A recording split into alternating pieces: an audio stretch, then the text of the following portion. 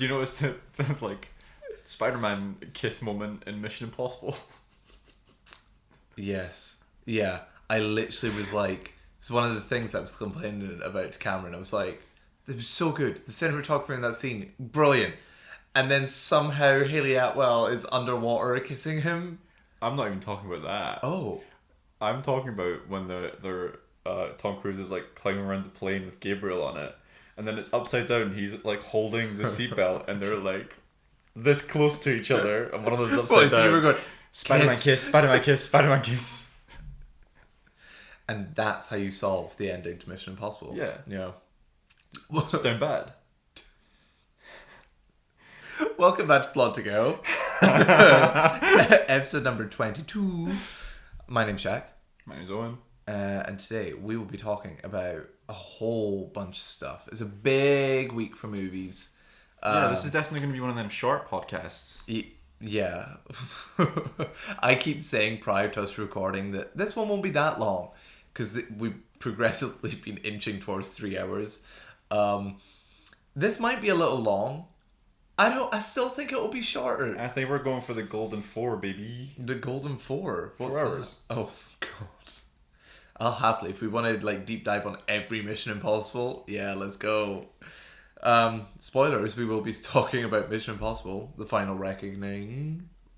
That is Lovely it, yeah. name. Yeah. And The Phoenician Scheme, both of which came out this week. Crazy. Lilo and Stitch also came out this week, but we will be talking about that next week. I think maybe we'll talk about the original as well. Yeah, I think so. Because that's kind of top of mind for the both of us. Yeah. If you're listening to this and haven't watched the original Lilo and Stitch, like, do yourself a favor. Don't go.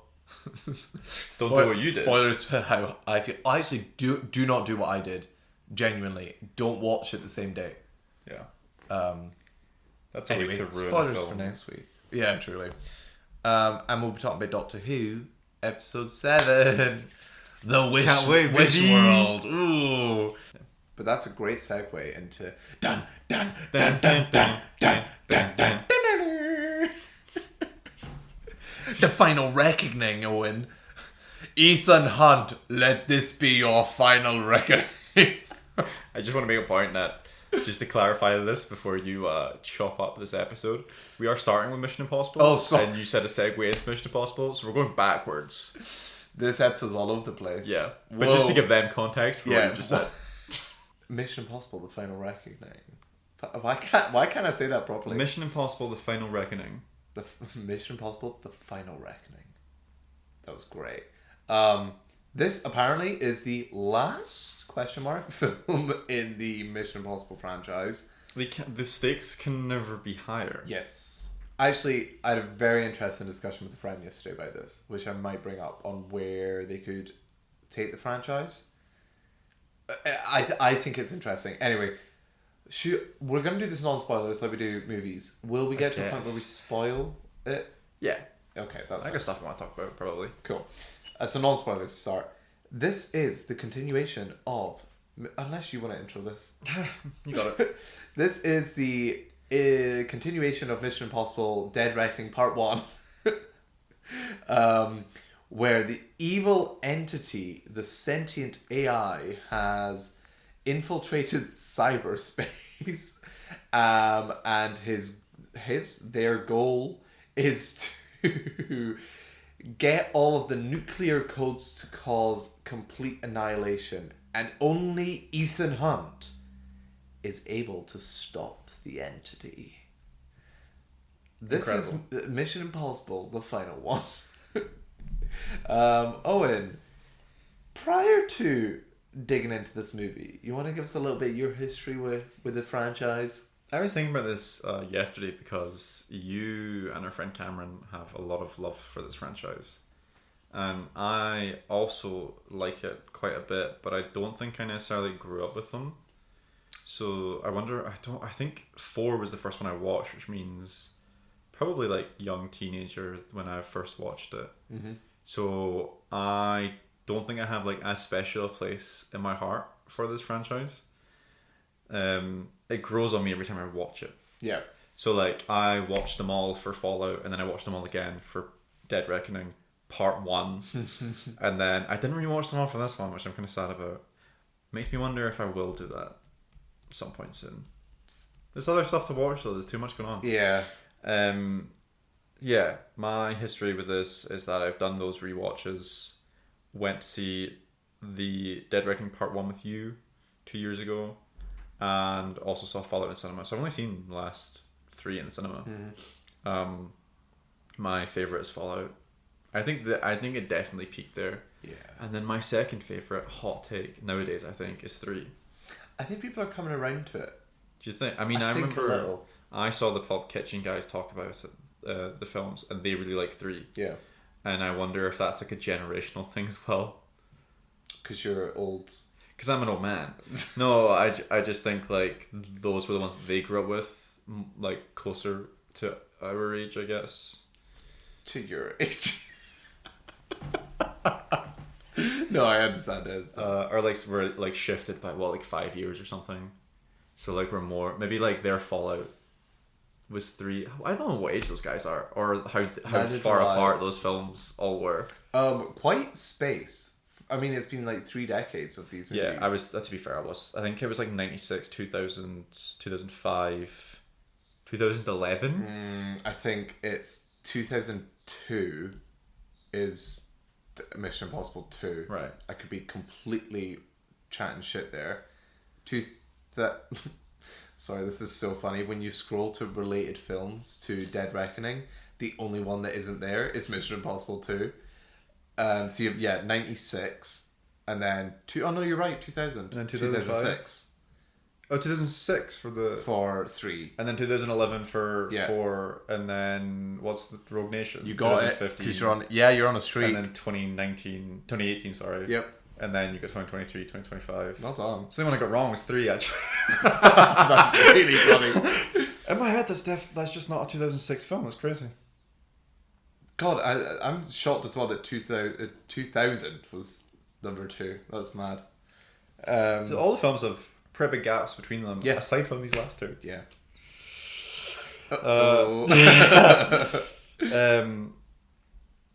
Yeah, I think, in terms of how these films are, you have like the spy aspect and the stunt aspect, and I think I very much like the kind of goofy spy stuff in terms of like a film. Yeah. And then the stunt stuff, like in and of themselves, is really interesting and really when it's something like that is caught on camera in a really interesting way. I think you get a lot out of them, and I think that's why people visualize the franchise as that now. Like, yes. This is the stunt franchise. It's odd. So I rewatched these all for this movie. I rewatched these on so quick succession. I watched 5 of them in a day. I woke up at 3 a.m. to do that. Yay! But it's so funny rewatching the earlier ones and being like, oh, there isn't like a massive, this is the set piece of this movie. No. They all kind of just flow more like traditional spy movies, I guess. There's also no consistency between the first 3, 4-ish. Well, because they're all different directors. Yeah. The person who directs 4 is Brad Bird. Yeah, love him. The Incredibles director. Yes. He makes an incredible movie as well. But like in 2 you have the motorcycle stuff. In 3 you have the oh no, sorry, I'm thinking of 2 as well, when he's stealing the rabbit's foot, or not the rabbit's foot, Chimera. Of course. I don't remember 2. The biochemical weapon that the Scottish guy wants to. Oh, so it was a biochemical weapon in 2 and 3. Owen. Well. Anyway, I adore this franchise. I didn't grow up with it though. This was very recent. I don't think I saw any prior to seeing Fallout. Wow. And I went to see Fallout, and I genuinely, my life was changed. One of the best cinema experiences I've had. I remember sitting there, ass clenched, for that like final helicopter sequence. Unbelievable. I still think that and Top Gun Maverick, the like final third, is the best action has been. Top Gun Maverick for me. I think I really enjoyed Fallout, but it was Top Gun Maverick where my mind was blown. Yeah. Because you go from Top Gun to Top Gun Maverick. Yeah. you're like, I didn't expect this. Yes. Because I remember watching Top Gun the night before seeing Top Gun. Sure, yeah. Because I tried to watch it years prior, and I was like, this is such like a dad blokey film. Like, I'm not interested. Actually, when you finish Top Gun, pretty decent film, but it's just like, It is very much yeah, homoerotic dad movie. So after seeing Fallout, I think I must have then like went and watched the franchise. I really like this. It's funny, I don't think I ever would have considered myself a like massive fan of this franchise until you recently pointed it out. I can't remember what you said, but you were just like, oh, like, every time you talk about this franchise, you're really excited about it. yeah. And I was like, oh, I guess I am. And even though yesterday I woke up at 3 and I had no sleep, I was running on energy purely because of this franchise. Like, the music, the stunts, so good. And I guess just a little bit of history then about the pair of us. I also, Fallout's my favourite. When we both saw Dead Reckoning, Part 1, Yeah. we both walked away not enjoying that movie.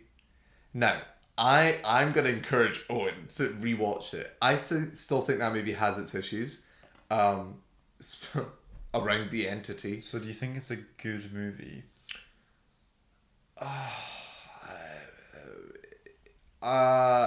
Good's relative. I would say it's good. Actually, especially after watching this, I'm like, oh, there are seeds there that made that good, that makes this really not good. Uh-huh. I think it's good.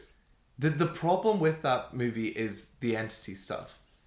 And it's sad that it clouds that like back half. I remember having a lot of issues with that film. That I weren't do just the still empty have stuff. a lot of... The issues are still there, but there is a lot of good to it as well. Uh-huh. And especially after seeing this, you're like, oh, you did have it good. I had issues a little bit with Hayley Atwell's character the first time I saw it. I just think she's really good in Dead Reckoning. And then you see her in this and opinions change. So yeah, I don't think... I think we're of the similar mindset where Dead Reckoning was not our favourite, even if we have varying degrees of how good it is. So going into this, it was like, oh, it's a continuation of the movie that we didn't particularly enjoy. So how did you feel going into this? Oh, well, I wasn't very excited.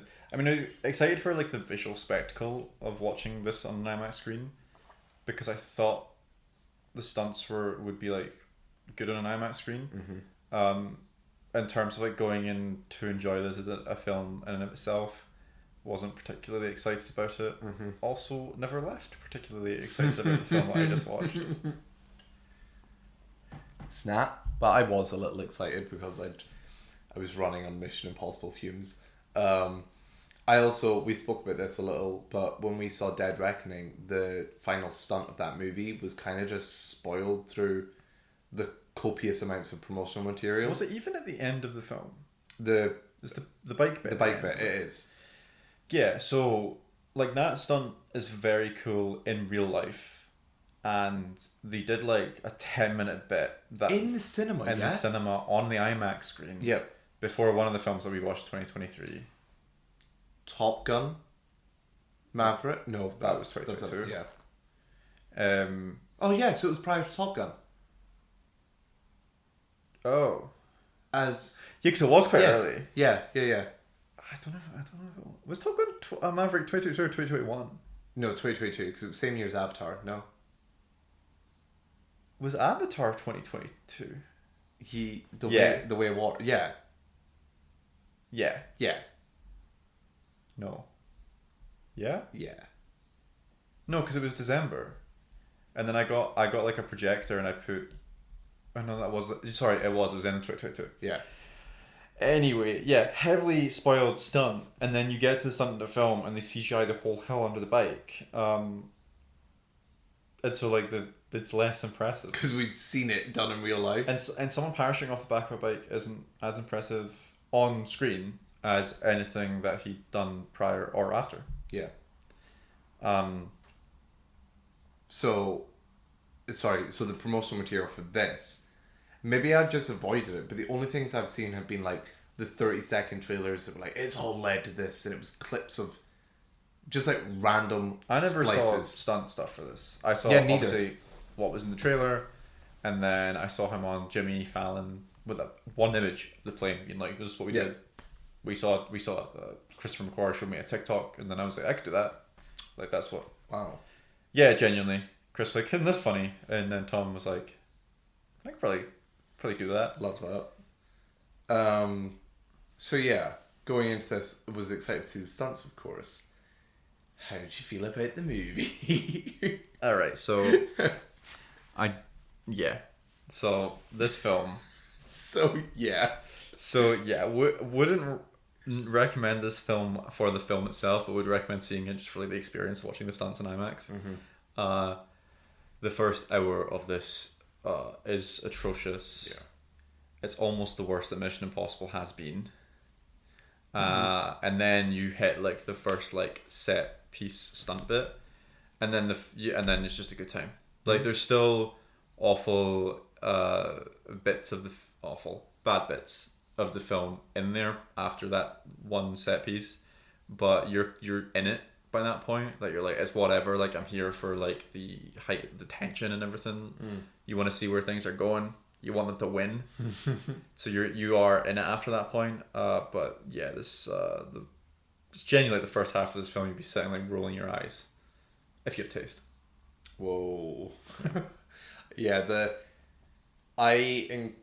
having watched all the movies prior to this as well, the first hour is like, I know all this. You're kind of like, sorry, because we filmed this in such a weird order, what we will speak about with Doctor Who, the not trusting your audience to understand what's going on, especially when this is essentially a part 2.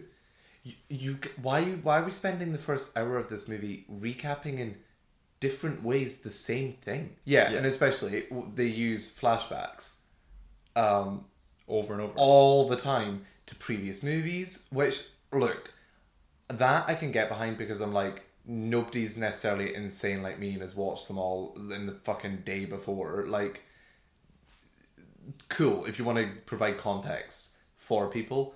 It's the flashbacks to Dead Reckoning, and then for some reason the flashbacks we get later on in the movie to the Final Reckoning.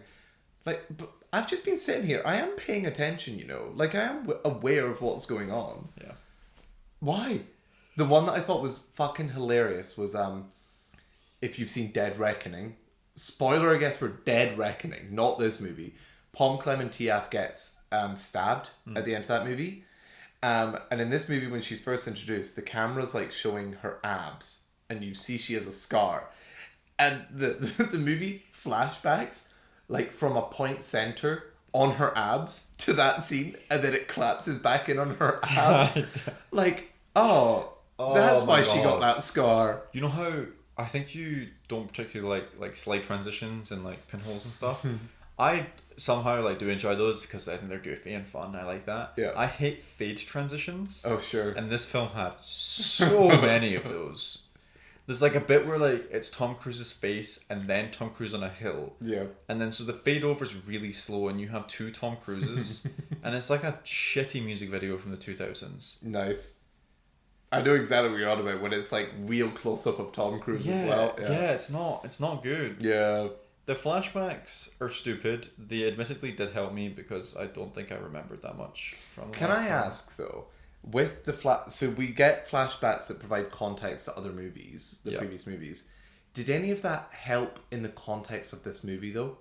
Or is it like if you just left the cinema and being like, oh, who was that character?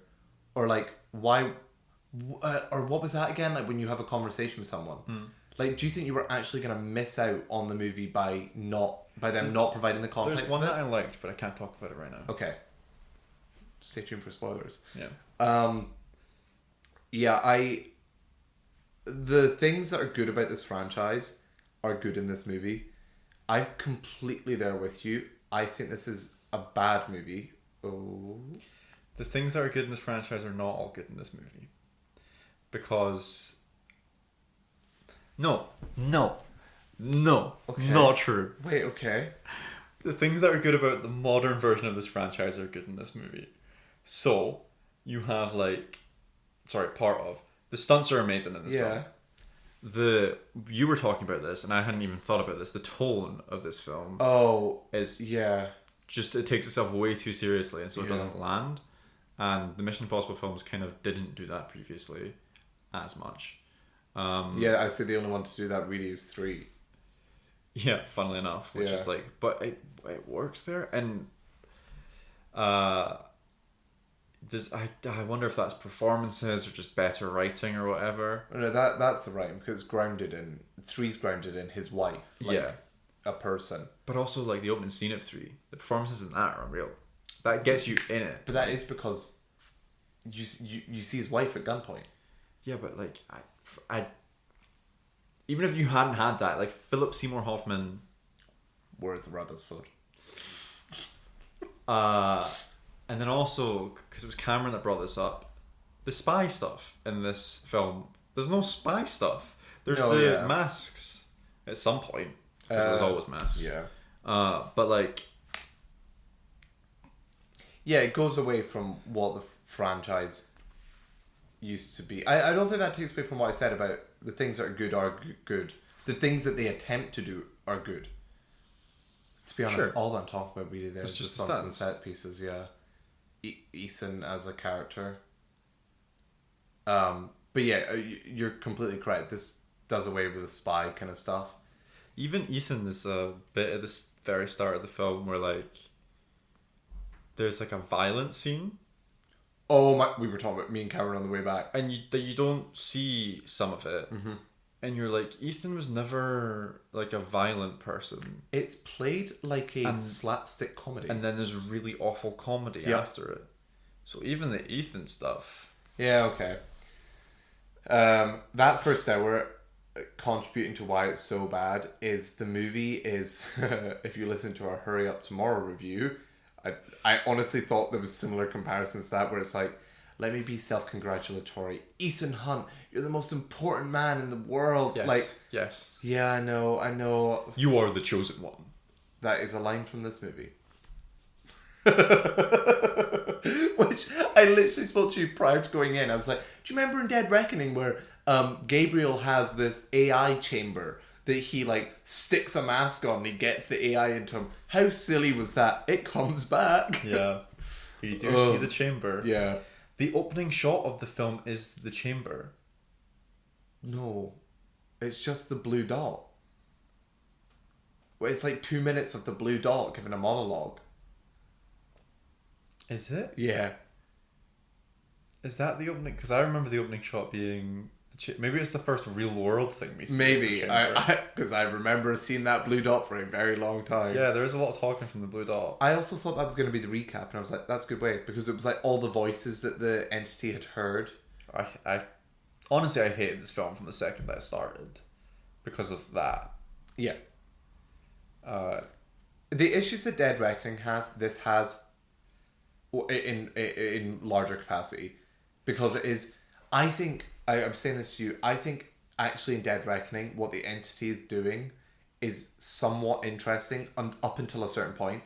So the whole Abu Dhabi sequence in the airport where he's erasing Gabriel in real time from camera footage, making him a ghost, and the only reason that they catch him is because the AI has missed his reflection is caught in somewhere, so they've not erased the reflection where they've erased him. Things like that's interesting. Them not being able to communicate over their comms, and then Benji's voice, the entity taking over Benji's voice and acting like him. There's elements that the AI is doing that's interesting. In this, it is just background noise to absolute nuclear what do they call it when it's completely gone? The world would be just Fallout. Not really what. When it's just everything. Total annihilation, I guess. Right. I don't know. It's just not interesting. It's really funny because I kind of hated that AI stuff in that first part. And I was glad that it took a backseat in this one. Interesting. Where just this background as the fear of the unknown threat. I didn't want to see all of the Oh, it missed a reflection somehow. Fair. Because that's definitely how that would work. Okay. Like, Look, all of these movies are goofy. Like, they have you have to suspend your disbelief for like an element of it. I don't think the villains are ever No, they're not good. goofy. Oh, well, Mission Impossible 2. Fuck Mission Impossible 2, dude.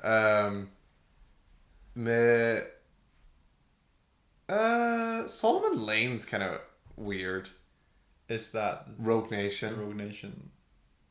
And also, yeah, no, I don't know. Yeah. The stunts in this are great. Yeah. Like, I would recommend this movie purely to go see it in an IMAX screen. As kind of Owen was saying, once you get past that first hour and the first like major stunt set piece happens, the film decides to do a really interesting thing where it kind of goes silent for about 30 minutes for that stunt. I'm not going to say what it is, just in case people haven't seen promotional material. Because I don't think that one's in. So there's a shot that would allude to that. Right. But yeah. I was talking to Cameron when we left and I was like, you could tell people were in the movie at that point because it's a relatively silent, extended scene. No rustling, no talking. Like, people were in it. Or certainly I was as well. But No, it was, yeah. and I think that also happens in the second stunt, which I really, really enjoyed the first stunt as a set piece. The second stunt as a stunt, I was like mouth agape, like fuck. Yeah. The first one I do think people really got drawn into it because I think I was sitting there going, is this film good now? I was really confused. All of a sudden, yeah. And I was like, is this they all like Tom and Christopher McQuarrie have been doing is focusing on the stunts, and it feels like then they've backtracked. Like, how do we get to this point? And then that's where all the convoluted writing and stuff comes in, just to get them to this place. What I find weird about this movie though is I think you can chop the first hour, condense that into 5 minutes. Maybe it will be like really expository and like an assault of information or whatever, and get straight into this, and the movie recovers quite a bit. Like, it's that first hour that is just really dire. drags. Like, I mean, some of the dialogue and stuff is still horrendous. that's true. Yeah, and it's not horrendous. Previous Mission Impossible, like silly, goofy, campy, because it takes itself so seriously. I think that probably, if you were to say the major flaw of this movie, is the fact that it does switch up its tone so much and goes like so serious. Really serious, but bad lines. Yeah. Some of the bad lines were phenomenal though. For example? Well, I'm not going to it kind of spoils the movie. Should we move into the spoiler stuff? Yeah. Got much more to say in the non-spoiler stuff. For me personally, if you've been listening along, I really like scores. This score was a little bit of a letdown for me. There's nothing that stood out. I Yeah. don't think. And they actually refrain from using the Mission Impossible theme. Which, look, we can get into, I guess, in spoilers. It makes sense why it's not used a lot. I think the avenue that they went to keep the first stunt silent was that's a better choice in my opinion. And then the only place you can really put it would be in that final stunt, but you're cutting between so many different teams. I actually don't know if it is the first, well, the only place even. But it could be utilised. Yeah. Well, it's utilised in other places. What, the theme? Yes. Very silently and slowly. Oh, there's one thing I'm thinking of. Very near the start, he's on a bridge. Does that not have this theme? I don't think it's like powerful though, is it? I don't know. It's just weird because Fallout and Dead Reckoning were both done by Lauren Balfe, and they are like, I would stick on those scores as a score to listen to. They're so good. Fallout in particular is really cool, like a Fallout theme. And then Dead Reckoning just feels like this amalgamation of the franchise. You mentioned yesterday that you were like, one of the best trilogies of all time, Ghost Protocol, Rogue Nation, Fallout. I can't class them as a trilogy because I think the first one feels too different and it's meant to be different. You're wrong. I'm not. It's You're wrong. wrong. It's a different director. It's like a totally different film from those two. Wrong. Like it doesn't match up with them, and it's not supposed to. Like the other two are supposed to be a sequel I to hate each this other. opinion that you have. But I do think that Rogue Nation and Fallout are like a perfect duo, and I also think the peak decade of Mission Impossible is the 2010s with those three films. Yeah. Yeah. God, I want to sit you down and watch Ghost Protocol because you're just so wrong. The team's great. The set Ghost pieces Protocol's are a really brilliant. good film. Mr. has it rated very low. That's unfortunate, isn't it? Yeah. Yeah, I think cinematography really good. In places. In the set pieces. In the set pieces, yeah. I do. You know me. Not a massive fan of Dutch angles. At all. Really works in Mission Impossible 1 because they either really exaggerate it or it's just a little subtle. Mm-hmm. But it works in the conversations that they're having. I kind of liked it being used here as like a harkening back, like a visual harkening back to that film. Yeah, how many times are you going to do that though? Okay. I do think it was better in this film than it was at the start of Dead Reckoning. Sure. That with that awful the intelligence council. Yeah. Yeah, Tom Cruising. Yeah, he's doing good work. It's you go to him for the stunts, and I also, I think this is overstuffed with people, like characters, sadly, but and because of that they don't give enough to certain people. We'll get into it more, but I think Hayley Atwell's character is shockingly written in this. However, I will say she does so much with what she's given. I found her compelling in a lot of scenes. We'll get into that, I guess. Okay. And there was somebody. Oh, yeah. I won't say that. We'll go. Should we go spoilers? Sorry, I'm yawning on you. I'm so boring. Yeah, let's go with spoilers. Yeah. But we would both recommend this, so there's that. For the experience, not for the film. Yeah. Spoilers. The freaking byline for this film is every choice, every mission has all led to this. All led to this. Which they literally mean this because they flash back to like half of the fucking franchise. they try to tie it in with everything and it's so unnecessary. The Rabbit's Foot one annoyed me because I do think one of J.J. Abrams' flaws is trying to have like a mystery box in every film that he makes. But that one it really works in. You don't need to know what that is. It's not about the film's not about the Rabbit's Foot. Yeah. And then they make this film about that. Yeah. And I think that sucks. The flashback, the one that I actually liked, and maybe this will be controversial because our friend Michael mentioned it. And he was like, "You didn't need that." It was the knife in the Black Vault, and the guy that was in there. I think I'm a sucker for like a flashback to tie something from like over 20 years ago. When there's been like a million episodes or something in between. I'm going to call them episodes because why not? I think that was cool. Like the knife, and then he hands the knife back, and because you've been shown the knife, you're like, oh, that's cool as hell. This guy's had the knife for like 30 years and hands it back to this guy. Yeah. In the same way that like I like that in Far From Home, where you see like there's a character in the background. It's the character that Obadiah shouts at. And then he's also in Far From Home. Yeah. And I just think it's cool to connect it back to something that was like 15 plus years ago. Something that's been a long time for me to go like, oh, that's really cool that they've brought back this person. And that's a thread that they've tied in. And it's not... I think that works better in that movie though, because it is like a random side character. This is like the main stunt in Mission Impossible 1. Mm-hmm. I just don't think that flashback's necessary. Maybe not. I really liked it. Especially you see the guy's face as well, and I'm like, oh, this guy's that guy is a side character in that moment. I also did. It's the one that I didn't mind because despite just having watched them, I was like, I know that man's face. Why do I know his face? Right. I think it like speaks to like the sort of butterfly effect that Ethan Hunt's had in a better way than the The rabbit's rabbit's foot. foot. Yeah, I mean, this is what the film is trying to get at with all of this. Yeah. Like, all of his actions have consequences, kind of thing. It's just not subtle. It was the fact that they showed one because it was like the team getting killed or whatever at some point, and then they showed 3 at some point, and then they were like, "This is the guy that also blew up the Kremlin." And they flashed back to that. I was like, "Are we just doing it all? Are we just talking about every single one? We've skipped 2 because like, is there nothing notable?" No, he was riding a motorcycle. Yeah.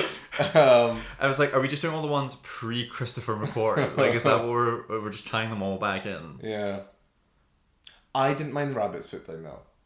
I hate that. I just thought it was interesting that, like, because in that movie they leave and the rabbit's foot's just like lying in that lab. Like, they leave it, they forget about it. I just think there's something interesting that, like, I think it speaks volumes to like that never getting touched or addressed. Like, just like leave it as it is. It's the same problem that I have with fucking Rise of Skywalker, where you have Rey who, obviously it's quite the opposite issue because J.J. Abrams was building up for her to be something, and then Rian Johnson was like, "No, she's nothing," and I think that's an important message. And then Rise of Skywalker was like, "No, actually, Palpatine's how weird is daughter." that? It's the Because opposite. he likes mystery boxes, and Rian Johnson sets him up to be like, the main character is your mystery box, and he goes, nah. Well, yeah, J.J. Abrams normally sets up mystery boxes and doesn't know how to answer them. So when he has one film to do it and he doesn't have to answer it, that's when it works. Yep. For someone else to come in and ruin that. There's so much to talk about in this. Starting off this like initial hour, we've spoken about like it being flashbacks and just them like glazing Ethan. What did you think of, again, spoilers, this is spoilers now, Ving Rhames being killed? Did not land for me at the beginning of the film. Yeah. But then by the end, I think it had an impact, which I didn't think it was going to do, because they set it up at the start of the film and they go like, "I've left a message on there for you," and then you're like, "Oh, they're going to try and hit me with emotion by the end of the film," but it actually really worked. Yep. On me, it just seemed unnecessary to kill off a character in the way that they killed him off. I agree. I think it was so poorly paced at that point as well. Yeah, it just kind of felt like it was out of nowhere. Yeah. It was too early in the film to just do that to a character. Yes. Yes. Also, just weird setup. Yeah. Of like, why is he down there? he's... Why? Yeah. Was he ill in the last one? No, also, I was saying to Cameron, because they're like, kind of what you were saying, they have to go extreme. They have to build on top of each one. So, like, in the later movies, because why not, there's also just, like, nuclear bombs randomly everywhere. So, like, this one, there is 2 just nuclear bombs that they have to disarm. Yeah, actually. Yeah. Kind of. And Luther,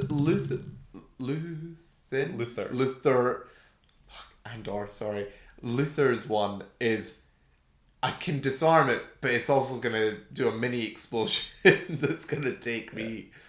Yeah, okay. Yeah, both of those bombs could be disarmed to an extent. Yeah. We've got 10 seconds to run. Yeah. Those fuckers were not making it back to that room. That door was pretty far away. Pretty far away. One or two of them were not making it. Well, I thought that young guy was going to sacrifice himself. I also wondered if that was going to happen. Yeah. Because he gives that look like, I gotta be the one. Yeah. And then They Cameron... brought in to give like 3 lines to. Cameron quite rightly pointed out, but the old couple should have been the ones to blow up because they're slower. Yeah. Also, you're so right with that guy. That guy had like 3 lines. They were all awful, cringy lines. Yeah. So you're telling me we have to blow this up? Yeah. There's something he says when they're like in planning mode, and I can't remember what On it the was. plane. Yeah. I remember it as well. Really bad. Yeah. Don't remember what it was. Yeah. Hayley Atwell, sorry, just because yeah. you mentioned, she's a really bad bit on that plane. Yes. She goes like, she's like, "Ethan, what if that's what they want? What if they want to get you to the submarine?" Like, she like catches her breath and she's like it's really bad. And I think she has like a decent performance at other parts in the film. No, wait, not at that part. I know, but she's doing the most because the writing's just not giving her anything else. No, that's too defensive of how she is in that scene. The entire movie she's like that. After Ethan does the sub mission and they're lying in the pod together and she's like, Ethan, if you destroy the entity, like, that'll destroy all of cyberspace. And he's like, but like, what if we could use it for good? And he's like, do you mean controlling the entity? And she goes, yeah, but no government would be, we couldn't give any government that power. We'd only be able to give it to like one person. And he stares, and I think it'd be you. I trust you, Ethan. That's the right. We're talking about two different scenes here. That's the writing in that scene. I know, but no, sorry. She's doing the most with... It's indicative of her character in this. It's just like, Ethan's this god. How do decompression chambers work? Don't know. Because is it like the sort of thing where like it brings you back to how you normally are? Like it slow goes from compression to decompression. Yeah. So that's what I was wondering, because she's just in it with him. Oh shit, you're right. she's hanging out in there. Oh, I don't know. The second that I realized she was in the chamber, I was like, am I stupid for not understanding how this works? Or are they stupid for not understanding how this works? I also think the movie's missing a scene. Because he goes like, don't step on the ice. And then we get immediately from him being recovered to him in a chamber. And she's on the ice. The comedy in this movie was really piss poor. Aside from the sledging part, I quite like. That's what I was thinking of. I thought that was awful. I really liked that bit. The bit that I thought was really bad was right at the start. What bit at the start? The violent the slapstick. I actually think it could have worked initially. So like he's slapstick and it cuts Haley Atwell's face and she's like, oh. I thought, oh, this is bad. Then it goes on for a little bit longer. I was like, okay, funny. And then it goes on for 10 seconds more. So, what is this? Who is he? Yeah. What is happening here? Yeah. Rough. No, I like the bit. I like the sledging bit because I was like, it's just like miscommunication. Yeah. Okay. And then I thought she was gonna leave. So did I. And she goes to sleep. Yeah. And then I was like, she's been taught how to navigate the Huskies, like tell them to turn left and right and slow down. Yeah. But the woman's on the front and could just do that anyway. Yep. She needs her beauty sleep though. Really important. The world's not gonna like blow up or anything. Yeah. Silly. Too many characters.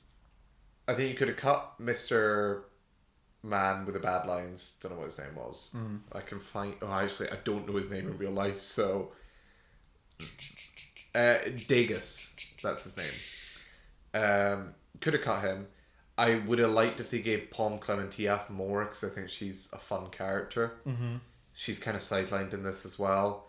Simon Pegg's kind of sidelined in this.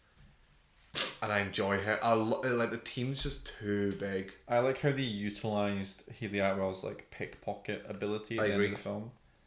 That was fun. Yeah, I was like, oh, that's actually an interesting way to use a skill of the character. Yeah. I also liked how they tried to take out the hacker men.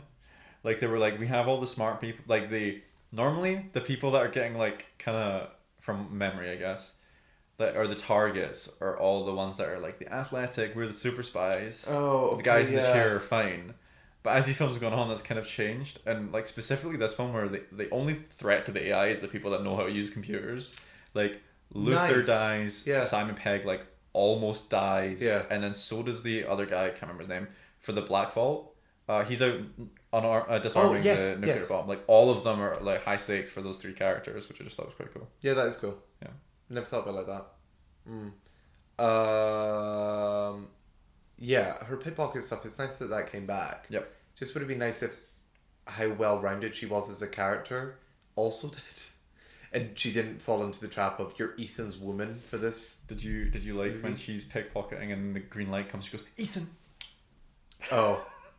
Adored that one. Adored it. I do like there's something about somebody like holding something like hovering and having to wait. Yeah. I'm like, oh, sucker for this, the timing. That was Great really Rachel. cool. Just like the fact that she explosively. Hey, he just has that effect on people apparently. Uh-huh. The scenes that I think will get a lot of criticism from people, however, I adored them, was like anytime we cut back to the US government, I was just having a whale of a time. I was laughing my ass off. Angela Bassett being this like stereotypical US president. I actually liked the president. So I really did as well. I really did. I didn't particularly like going there and sitting in those scenes or anything.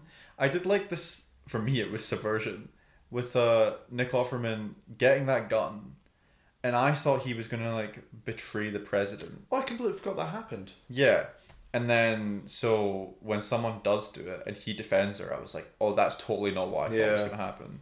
I enjoyed that as well. It felt realistic to the point where that country places so much importance on their president, and given the importance of this situation, the like hierarchy of the American government was starting to like corrode. Like especially that bit where they tell her to like launch the nukes and she like doesn't do it, and then all the infighting that happens. I really enjoyed that. I do think it plays into the Hollywood thing of like the self-aggrandizing propaganda of America. Yes, it does. Yeah, because like We're the biggest, baddest superpower. the whole the baddest, we're the baddies. Yeah. With the whole thing of like this franchise is Ethan Hunt like being kind of like against the system or whatever, or outside of the system. But this one, and the other ones probably do it as well. But like I've just watched this one, where obviously the government like is played to not be the best, just in general. Like it's not like they're trying to make it look amazing or anything, but they still make them the good guys in the end because she made the right decision. Yeah, you're right, because in other movies they are kind of more antagonistic. Fallout, she's the leader of the CIA and they're fully against him and stuff. I don't know. I just find it really funny because it was like so America. Yeah. Like the last line that one of them says, "He did it." What is that it? son of a bitch! That son of a bitch! He did it. We haven't talked about the best scene of the movie. The handshake. Best scene of the franchise. Yeah. What is his name? Briggs. I don't know how you felt about this. We learned that Briggs, in Dead Reckoning, they bring up there's like this weird tension that he doesn't like Ethan because of something he did to his dad. Right.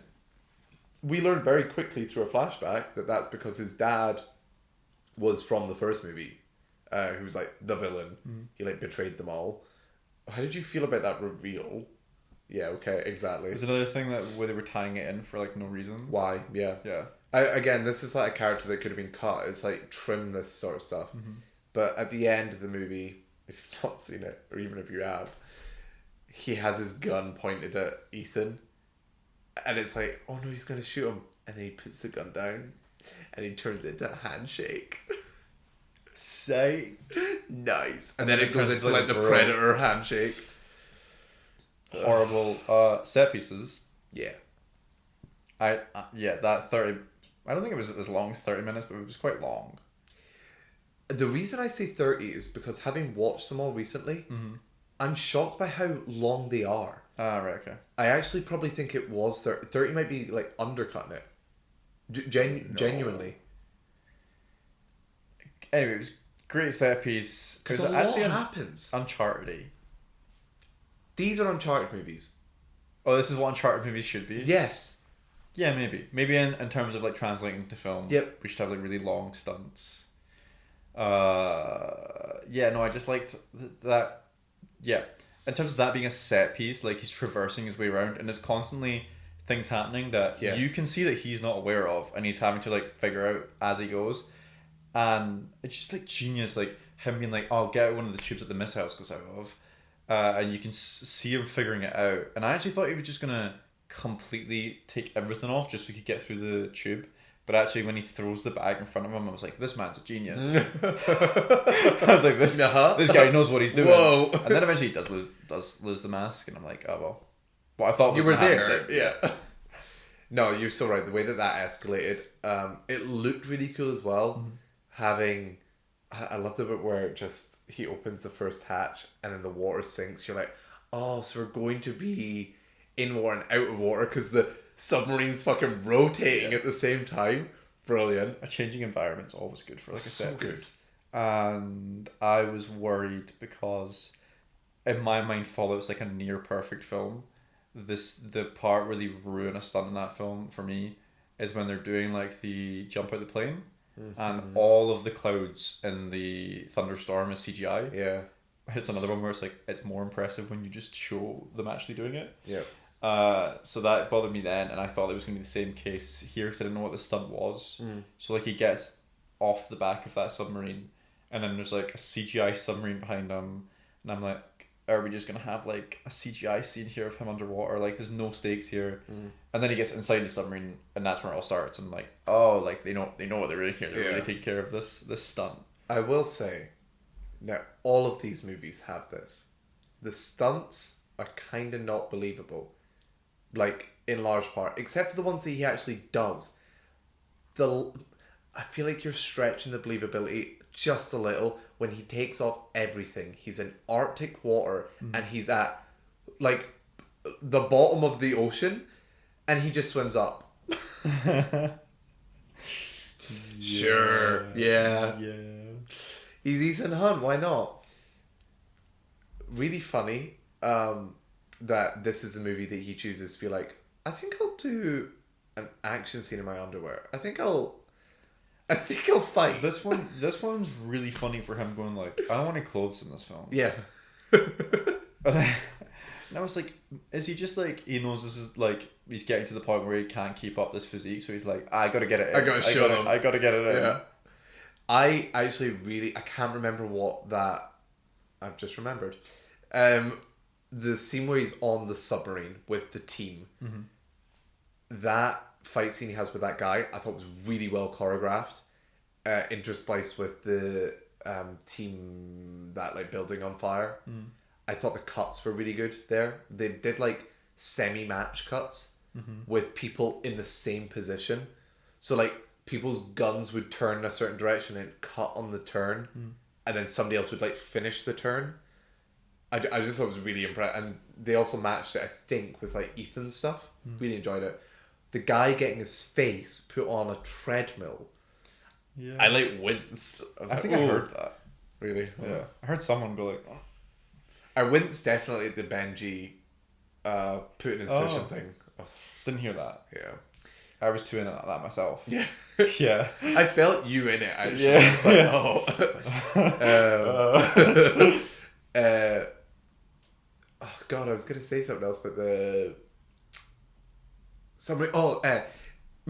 me and Samuel.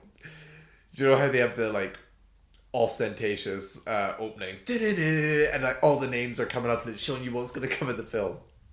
What's the guy? One of the worst ones I think Mission Impossible's had. No, it's mid. There's worse, I think. Is it 3? Is one of them where they light something and then the music starts? It's going around the tunnel. That's 4. Is it 4? Yeah. That's a really good opening. Yeah. That's really cool. Yeah. He's in the... or is it 5? He's in the... no, it's 4. It's 4. So all the names are coming up. And then the name Tremel Tillman comes up, who, if you don't know, is Mr. Milchick in Severance. Me and Samuel turned to each other, just went... Yeah, I heard you guys get really excited. And also when he showed up on screen, a lot of excitement like in our world. Yeah. A lot of people... He's somebody that just matched the tone perfectly in this movie. Yeah. He's like, so good. Deadpan, and he's like, if you need help, you come to the right place. Yeah. So good. And then I guess the second stunt. That blew me away. Mm-hmm. That's up there with the best of the franchise, I think. Yeah. Fucking phenomenal. Yeah, anything in the air, you're like, oof. I think there was points where they got, and it wasn't when they were doing the hardest bits of the stunt, but it was still like, they got really close to like the ground and things, and you're like, oh. visually as well, whatever decision was made to be like, the biplanes are in the most like primary colors and we're shooting it in Africa, the like juxtaposition, it all just looked so stunning.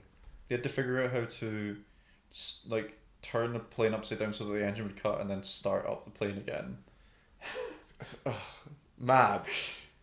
Also, I think this was the submarine one, so sorry for going back, but there was, do you know we have like the oh my god, Yeah, malfunction. words. The letterbox thing, and then when it goes IMAX, it like expands. I think it was the submarine one, but like he turns something, and the letterbox thing like expands. I didn't notice that.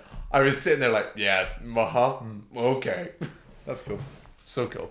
I just noticed that when we were in there, we were in the it, IMAX yeah. ratio. Yeah.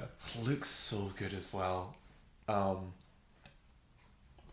Yeah, that sun just blew me away. Yep.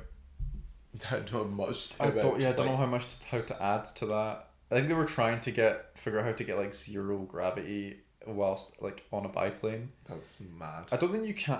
I mean, I might be wrong. I don't know if you can do that, but like there was a point where they kind of got there. There was a point where like Tom looked like he was almost like floating between two of the wings. Yeah.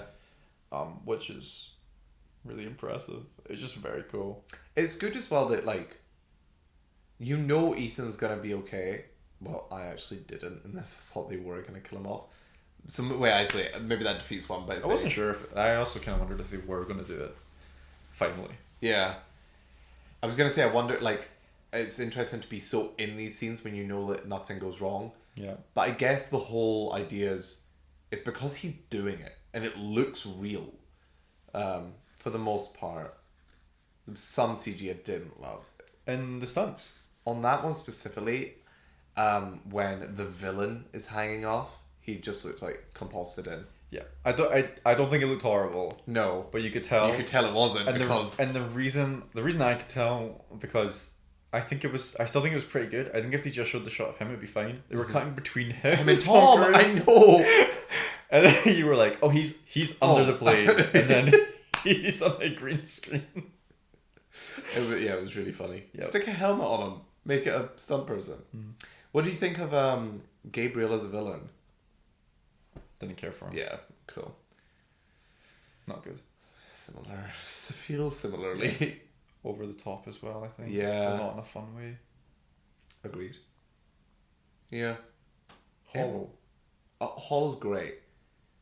Like Hollow because we got more of him in this part, but it wasn't like in a fleshed out way. Like he was the AI's like vessel in the first one, and then in the second one he's an antagonist to everyone.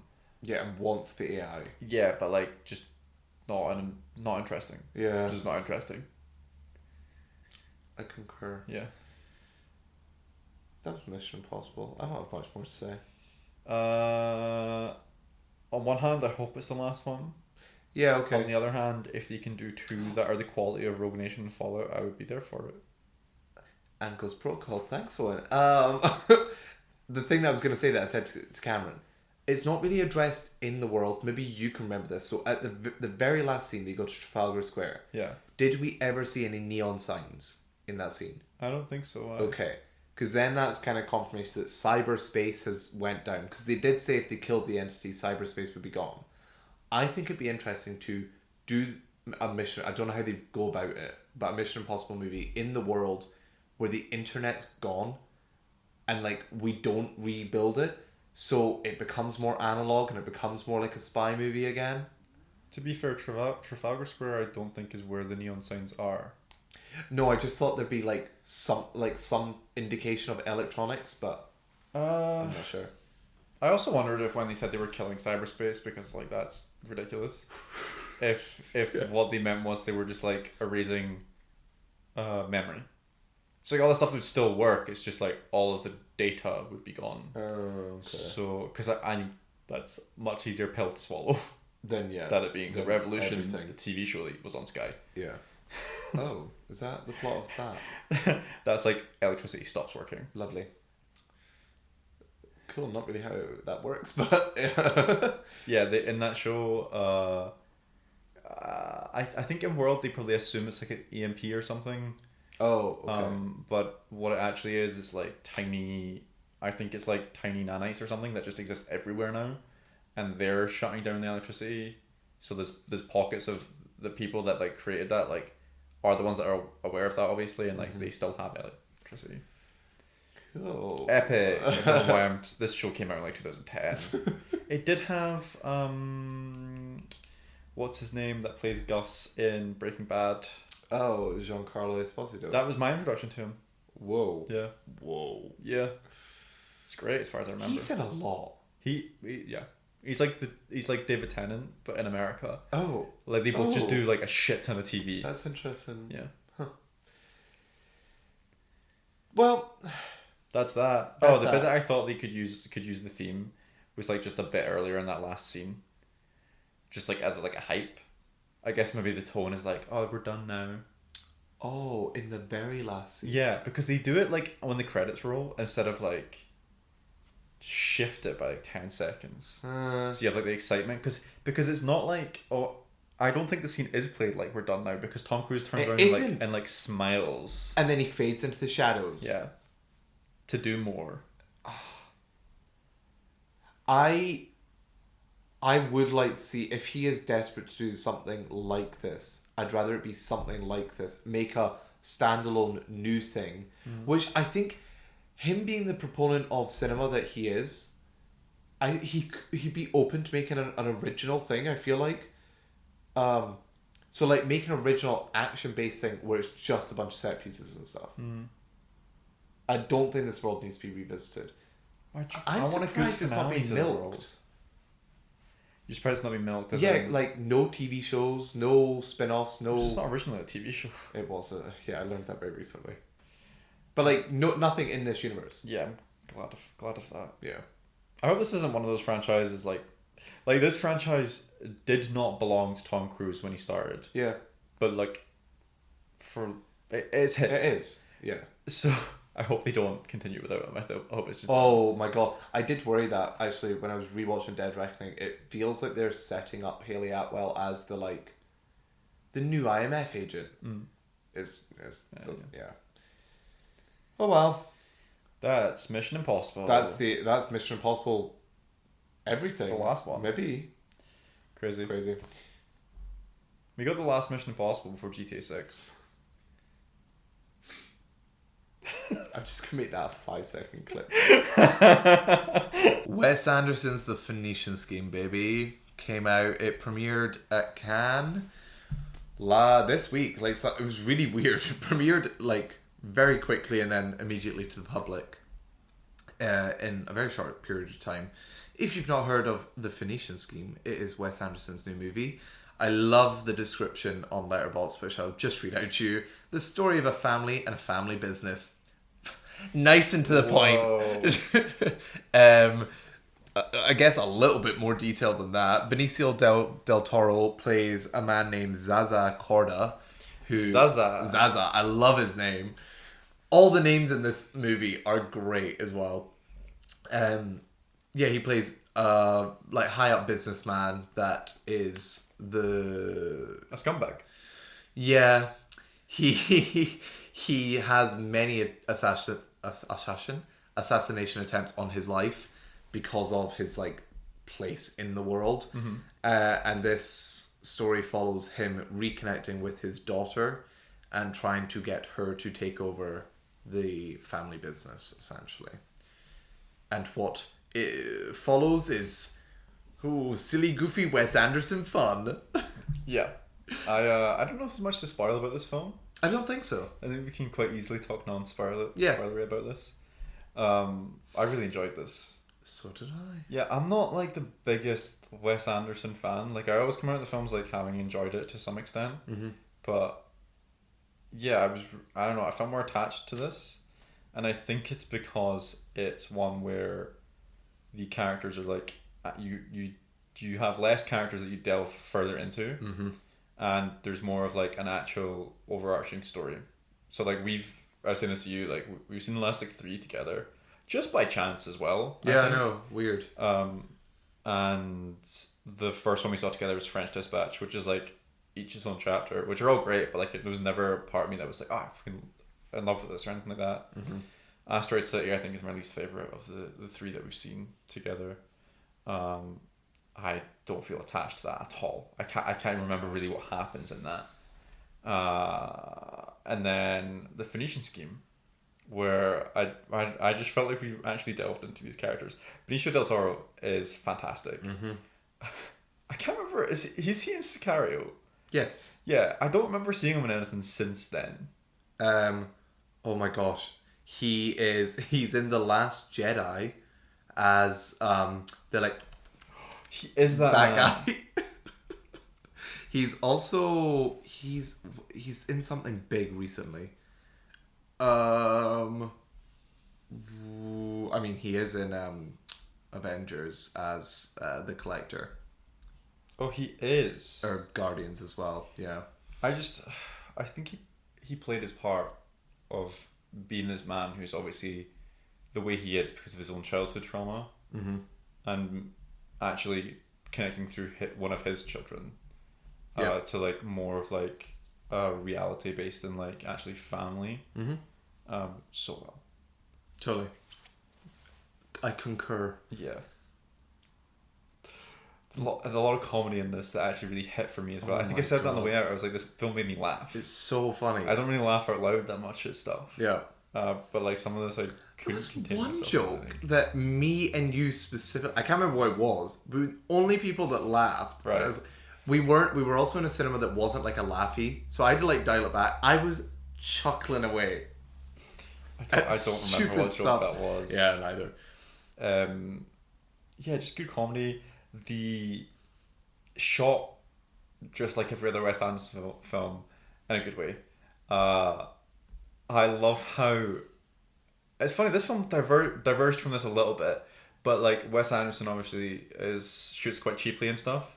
Like there's never like a massive budget for a Wes Anderson film. And so like when you have like the French Dispatch, for example, there's like that car chase scene, and they do the cartoon because like it's the easiest way of doing it, and actually like it's like a really interesting stylistic choice. In this, you have them in the plane, and actually there's I think a decent amount of maybe a little bit of like VFX, but it works really well. Like it's so subtle. And like it just works. Like you don't need to show like planes all over the place. Like you see the inside, you see a little bit of like outside through the window and stuff. So that's like kind of more than Wes Anderson's ever done like for other things previously, as far as I can remember. But the very Wes Anderson thing of like the plane crashes, I don't think that's much of a spoiler. Maybe. Oh no, it's in the trailer. I've not watched the trailer for this film. And so there's a plane crash, and instead of showing the plane crash, they just show the aftermath of Yes. which I think is just like a really fun way of doing it, and you don't have to show this thing falling out of the sky. No. Especially if it's going to look bad. Yeah. No, I agree. It was utilized really smartly. I'm a big Wes head. Yeah. You know this about me. I've seen like every one of his films. I definitely like all the shorts, all the fucking commercials he's made. Like, I love this man. I particularly, I think a lot of people are drawn to the way his films look. I love his writing. It just tickles me in the like my funny bone in the right way, and like I'm not of the opinion where a lot of people don't particularly like his more modern stuff. I adore it. His last 3 movies, including this, I think The French Dispatch is a masterpiece. Not many people hold that opinion, and I also think Asteroid City is like deeply profound and moving. Again, I find a lot out of those movies. This is probably my least favorite of the 3. That's a shame. That's so sad. I'm trying to think about his other movies. To me, this is a mid-level movie of his, mid to low. But I adore his movies that much that I still enjoyed this quite a lot. I just get more out of other things. But quite similarly to you, I thought it was genius to center this film around 3 characters essentially, and then have your wonderful cast of characters, but have them like pop in to like play off of the main 3. Yeah. I like a good focus. Like a really like centered attention. So like I just said, Benicio del Toro is great, but I I was blown away. I don't think I've seen her in anything. Oh, sure. Yeah. Mia Threppleton. Yeah, I don't know how to pronounce her name. Yeah, she was excellent. Oh my goodness. Has an accent that I was like, am I watching Florence Pugh the entire time? She's, especially in the context of this film, and his filmography, I think in general, she has this like dryness to her that just works, and it works so well bouncing off of Benicio del Toro as well. And Michael Cera. And Michael Cera. Yeah, I know you love Michael Cera, so like I knew that was going to do a lot for you. I think I have like multiple reviews across Letterboxd. It's just Michael Cera is my spirit animal. I adore that man. I think he is a match made in heaven for Wes Anderson. In a weird way, I think his like off-kilterness sometimes contradicts the symmetrical nature of his movies in a way that's like a really cool juxtaposition. You're like, you don't quite fit here, but that's what makes it perfect. The character he plays in this movie, excellent. Not really a spoiler. The first time you see him, he's just sitting in the corner of a room for like 5 minutes and doesn't say a word until he's addressed. They shoot him really well as well. They shoot him really well.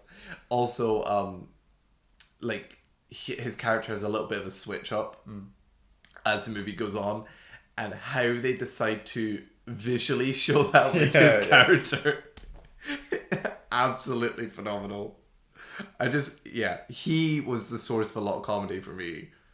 I just really liked him. I want to bring up what I think may be at least top 3 Wes Anderson scenes of all time. Alright. Basketball? Yeah. At one point in the movie, you are on like a train and you encounter Bryan Cranston and Tom Hanks. And to secure something, they have to play a game of basketball. Tom Hanks and Bryan Cranston, comedy gold. Bryan Cranston specifically in that scene is unreal. Yeah. I wonder how much of it's like improv. Same Tom Hanks slapping. No, it was Bryan Cranston. Yeah. So funny. The freaking like Bryan Cranston's outfit in that scene as well, like the Stanford t-shirt tucked into the really short shorts. No, it was like grey joggies. Oh, it was, sorry. Yeah. I swear one of them was maybe projecting. It gives very much like that sort of scene, yes, though. absolutely. Like those ridiculous kind of like, why are the shorts that short? It's just so good because you have that going on. You have something going on with Michael Cera and Mia Threppleton. Sorry, Mia Threepleton. Threepleton.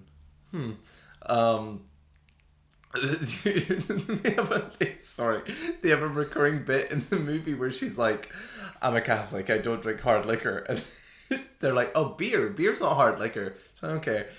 They go to the next place. I don't drink hard liquor. Well, I've drank beer. And communion wine. Champagne's not hard liquor. Oh, okay. It gets worse and worse. I also think, I do think a little bit of the reviews and like commentary around this movie of him being like this being a pale comparison to a pale imitation of what he's done before, and like I'm getting sick and tired of the same old Wes. He does the same thing. I think there's elements of that are true. I think people are taking it way too far.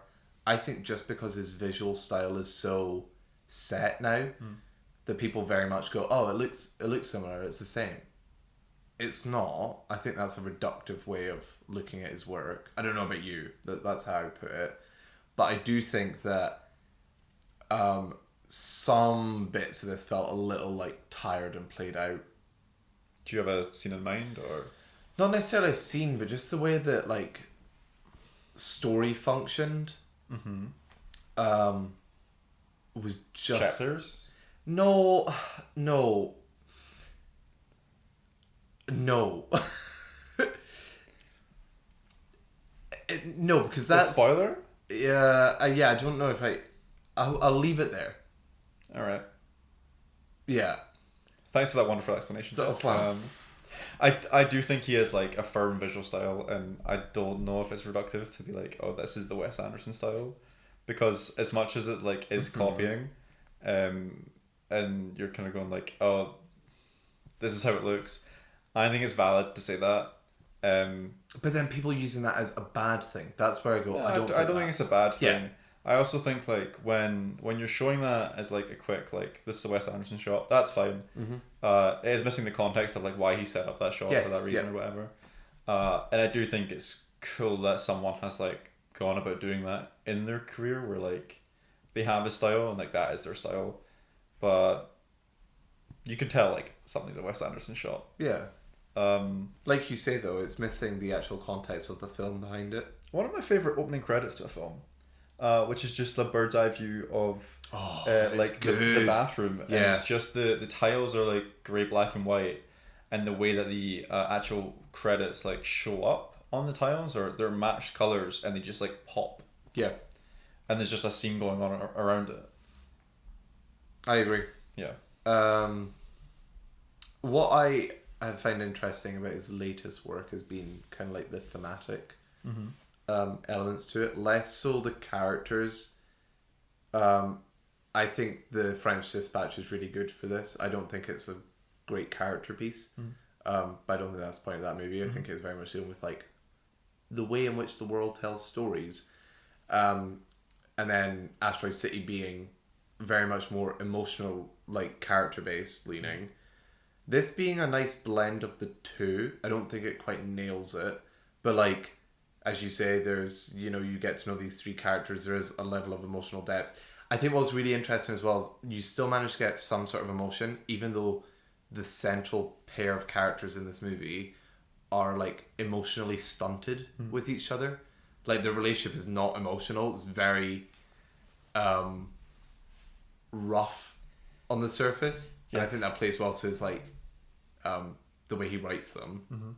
But then there's also being like how like this is what I took away from it, but like how money kind of corrupts people. And I thought the simplest indicator of this was his daughter, who's a nun or like trying to be a nun. Yeah. She has like really simple things, like really just like simple. She has a simple suitcase, a simple rosary, all these different things, and slowly over time, it's been replaced by like the most opulent, jewelified versions of these things. Not by her choice though. No. But even like as she's trying to get closer to her father and being more ingrained in this business, it is slowly changing her. Yeah. I don't know if that's a good example of corruption as opposed to like the symptoms of it. Like what like nice things isn't. No, but I like. But no, it's sorry, it's a good visualization or like symbolism of like that getting closer to her. Yeah, wealth. Yeah. But so I was viewing wealth in this movie specifically as like a detriment, like a bad thing, because wealth has made Benicio del Toro's character so distant from his family. Like he's getting assassination attempts. Like it has boxed in his life. It's wealth, I think, that distanced him from his family, or something that he found as a replacement for family, because he didn't have a good family that were older than him when he was a child. Like he had like a bunch of trauma from that. I don't think he had like a good family, and so he just replaced relationships with money. Yeah.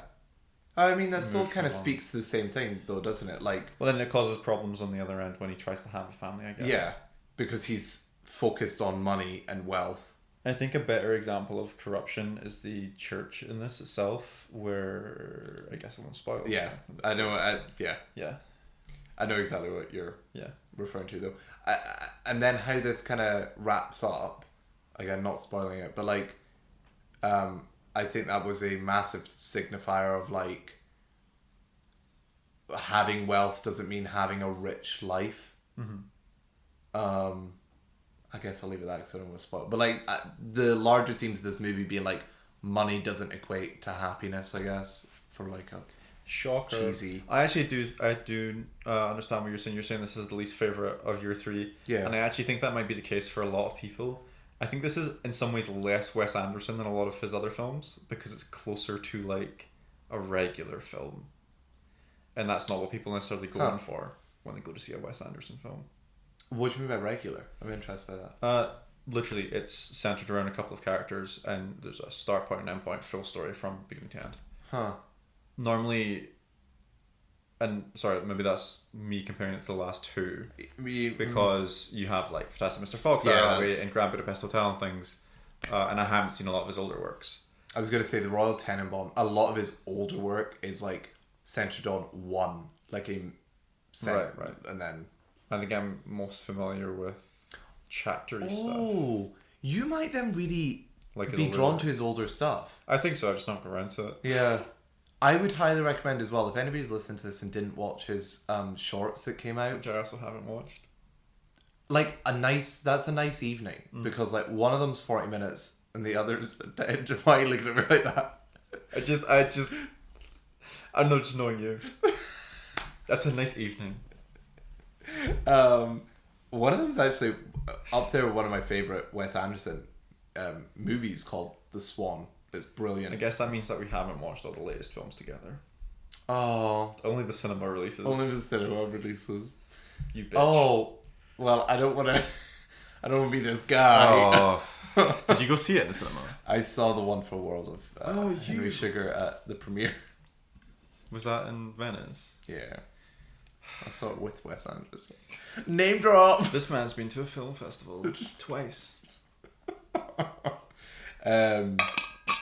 No, yeah, I think some of his older work, particularly my favourite movie of his is The Royal Tenenbaums. And that centres around a dad and his 3 kids. And it's just maybe perfect. I'll have a Wes Anderson evening. I'm going to see Lilo and Stitch later.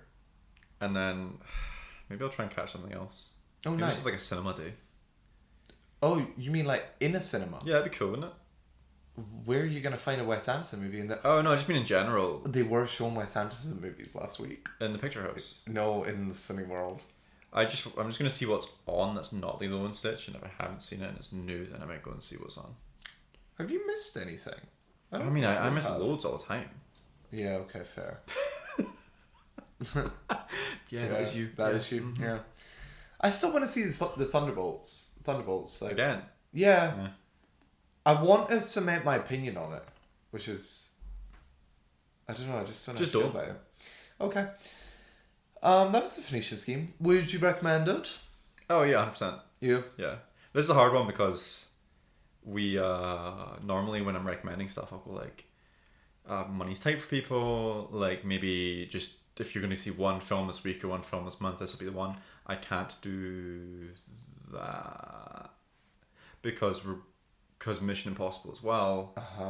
And even though I didn't like Mission Impossible that much, I still think it's an experience that I would recommend to people. Yeah.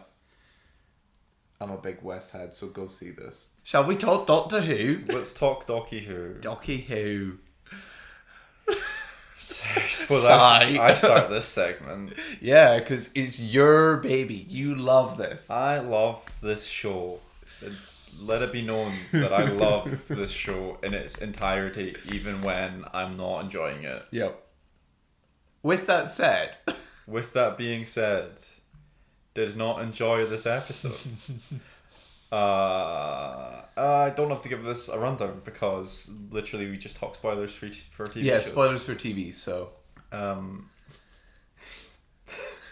do I even start I mean, from? if you haven't seen the episode and for some reason you are listening to this because you enjoyed our rants, the Conrad from Lucky Day has been like manipulates the world with wishes. With a baby. And it becomes his reality. Yeah.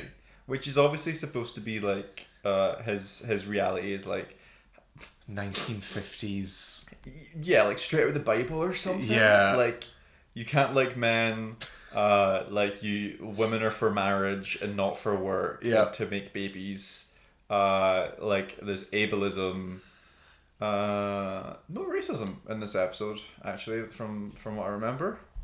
God, Conrad, what a guy. Conrad's not a racist. Love that. Wow. Just picks and chooses I also things that he think, hates. because you brought this up, maybe he's only against men loving each other. Yeah. Oh, sure. So there's that point in the episode where Shooty says, "You're a beautiful man." Yeah. And it's funny because, like, in the way that he says it, that's just like someone complimenting Yes, someone. it is. And he's Yeah. like, "What do you mean? Men can't find other men beautiful." And then I think it's Kate. It's either Kate or it's Susan, who is now like the cleaner on the unit floor. Oh my God, is that Susan from season 1? So Oh. like Sue Tech Susan. Is that who that was? Yeah, she's in Right. the Get Up from like the Beatles episode from season 1. Oh, okay. So she's like the cleaner. She's actually like got her like dinner lady Get Up or something from season 1. Anyway, Huh. she is either one of those two go like, "Oh, Rani's beautiful from out the window or whatever," and that's like a loving statement. That's like a head over heels, like, "Oh my God, look at that Yeah. person," and nobody picks them up on it. And I wonder if it's because it is the Rani, or it was just like overlooked. Huh. I guess we'll never know because the writing is so weak.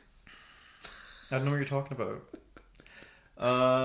Yeah, I think what you said it kind of strikes home, where it was like interesting to begin with because you're like in this other world, and you think like, oh, let's see where it's going, let's see what they build on, and they don't really, nothing's like interesting. No, yeah. it just is another world. Nothing happens. Nothing. I think that's my problem with the episode is literally nothing happens. Yeah. And normally like a first parter kind of like is like that, but it's not in an entertaining way either. You Yeah. spend the whole time with the Doctor not knowing he's the Doctor, and it actually is very frustrating because Belinda, our companion of this season, also doesn't know. So normally in those stories, like the companion remembers, but the companion we have remembering is Ruby, who we don't get enough of in this episode for the character that we should be following, who's like remembered the other reality, and she also does nothing. Yep. I think it's gonna be one of those things where like actually her impact, up until the point that she probably like gets to, she laid the seeds for like the doubt that the Doctor has at the very start of the episode, and then did nothing. So unless like that amounts to something in the next episode, she's done nothing. Yep. It's like Indiana Jones in the first Indiana Jones film. Not that I have a problem with that. Like, he just doesn't have an impact on the actual overarching story. Yeah, I also hate that comparison because the first Indiana Jones is good. It's peak. Yeah. But this is not. We found out. Did I tell you about the unholy trinity? So I saw comments of that being like, oh, wait, did I end up messaging you this or not? Where the Rani, Russell T Davies confirmed was the two of them are one person. Oh, you told me this, yeah. And they thought Conrad was going to be the master. Which he hasn't ended up being, but he is one of the unholy trinity. Yeah, so he is part of the pantheon of gods then? Oh, wait, I just thought there was an image of the three of them, and I thought that he'd said that was two of the unholy trinity. I don't know. Did he confirm if Conrad? Well, I don't know. I don't. Also, does it matter? Because that's never brought up in the episode. No, it's not. But maybe in the second part. So I guess Omega's the third part, regardless of whatever the fucking the deal is. Omega is a Time Lord, and I thought, and I'm obviously getting mixed up, that there is a storyline from Classic Who where Omega is a future version of the Doctor that's just like evil. Okay. Bit like Savitar in The Flash. Okay, yeah. So that's what I thought he was. But looking at this now, I He's don't know. the first Time Lord? Yes, as one of the founders of of Time Lord Society. They called him the first Time Lord in that episode, I think, which would then confirm that he would be... Sort of confirm that he would be the Doctor. Because of the Timeless Child stuff? Yeah, there's a difference between a Time Lord and a Gallifreyan, though. Yeah, okay. Like, the Gallifreyans are the species, and the Time Lords are anyone that's been through the academy. Yeah, that's been, like, trained on the orphan child juice. The untempered schism. Of course. Yeah, the time vortex. Yeah, they just stand and stare into it. Oh, That's no. like a whole initiation thing. Yes, that, but then also the Timeless Child stuff. Where, like, because the Doctor came from, like, a rift in space or something, and then that's how all the Time Lords got their power from... Well, they're all I think every Gallifreyan can regenerate. It's just Time Lord is like a status. Okay. As far as I'm aware. Lovely. Funny that they need to utilize Mel in this episode because Mrs. Flood, you know, she was like in all these outfits of like previous companions. Yeah. So she had like she had like Clara's outfit in one of the episodes. That's because the Rani would like are dressed up as Mel in the past. So the Rani's like one of the only successful people to kill the Doctor. So she's in like a 6th Doctor to 7th Doctor storyline. Okay. Where she like kills him, he comes back, he has like amnesia, and she dresses as Mel and pretends to be Mel. Oh, that's really funny. Yeah. So like the fact that we have Mel and the Rani and like they've not.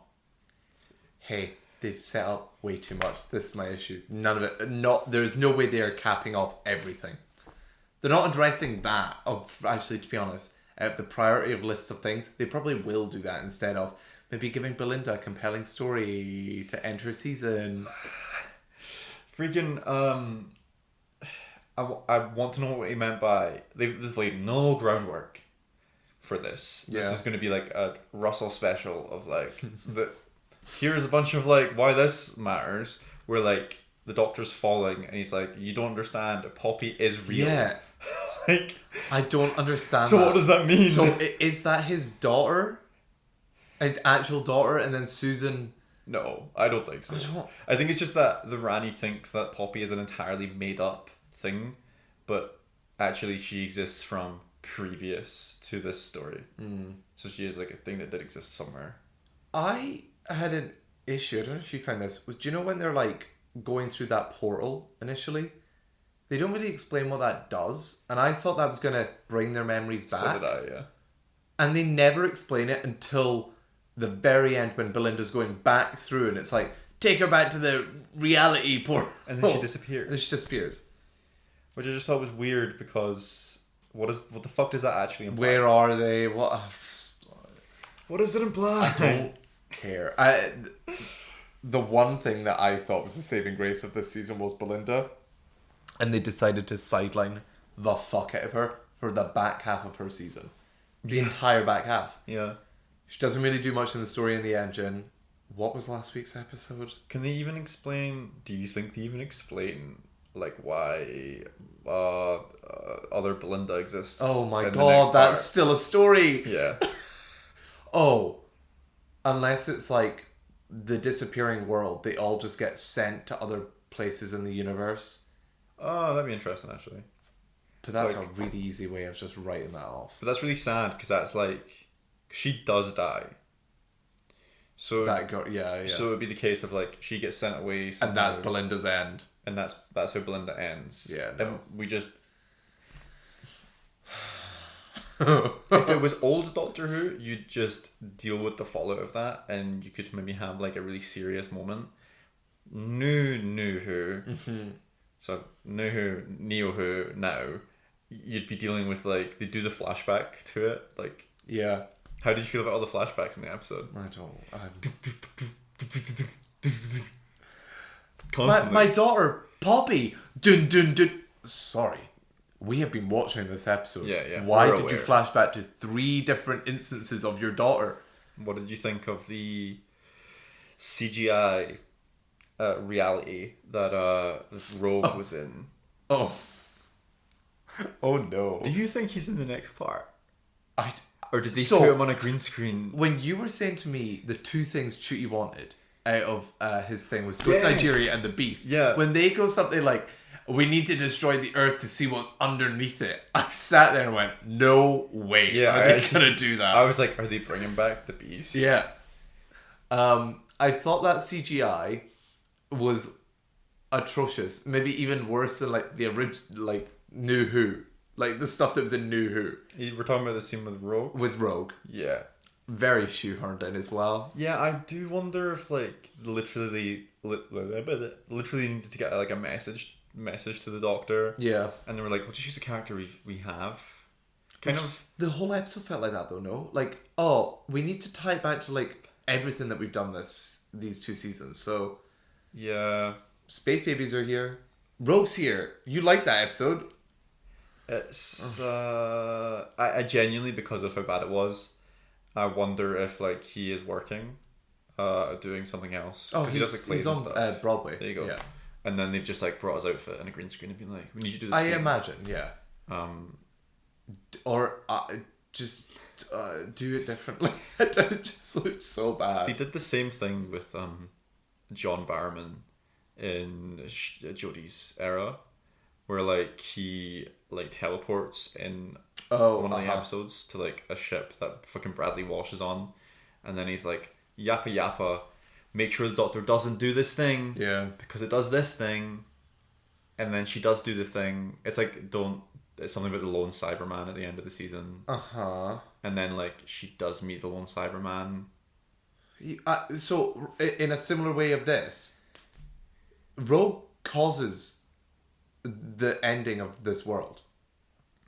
When you think about it, because it's like the tables don't do that. So he encourages the Doctor to doubt. Yeah. Which then causes. But Captain Jack goes like, "Don't do this thing," and then she does it. Or don't let the Doctor go do this. I don't remember. It just doesn't make any sense. Yeah. Well, I wonder if Conrad has wished Rogue onto the screen and then caused... Yeah, because they want the reality to fail. Yeah. I don't care. The entire time I'm watching this, I was like, I don't care. Yeah. Not all the characters just feel false. Nothing's sticking. Nothing... The major thing is just nothing happens. This is a 2-parter. And nothing happens. I think, to be fair, like to Doctor Who in general, I think it has, because of the budget it's always had, excluding like recent times. Normally it is a show where like nothing happens, there's a lot of talking. But usually like it has a lot of weight to talking. it. Yeah. Oh, the companion's saying something interesting. Do you know what I find really interesting as well? Is that I was watching this like, oh, I'm not enjoying Belinda because they're not giving her anything. Then she runs away in an excessive running scene, screams in a forest. I was like, cool. She's starting to piece things together, and then it's never followed up on again. Then she phones on her husband for being gay.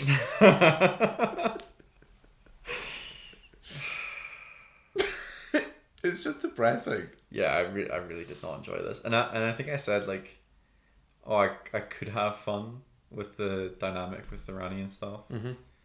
Like, they didn't even play that in a funny way. No. Like, it just, like, is Mrs. Flood... Mrs. Flood is being the Rani's bitch, but, like, not in, like, a funny, goofy, interesting way. The only thing was, oh, fucking, I'll cut your sandwich.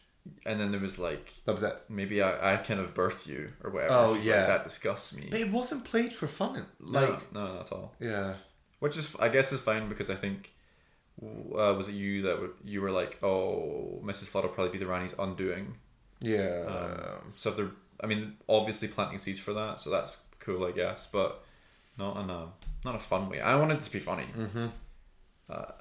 I think an issue with a lot of team shows that are based on team dynamics and movies run into is that they split apart people, and people are never as interesting alone. Like, the reason you watch it is for the team dynamic. Ruby, Belinda, and the Doctor have not interacted completely, which is just weird to me. Yeah. Never thought about that. Thanks for that one.